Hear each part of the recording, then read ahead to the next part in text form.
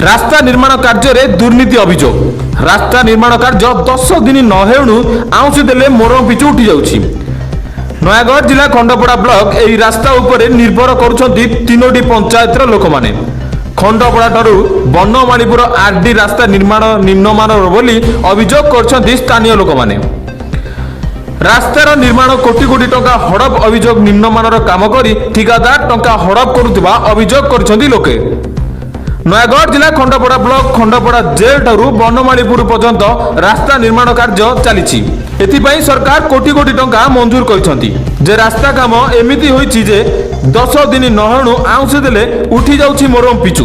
ताहले साइकेल गाड़ी चलाचल कले कोन हेबो जागु नै लोकमानक मध्यरे असंतोष सृष्टि हेबा सह विजिलेंस तदंत पई दाबी करछंती। नयागढ़ रु मानव सेठी तदंत न्यूज।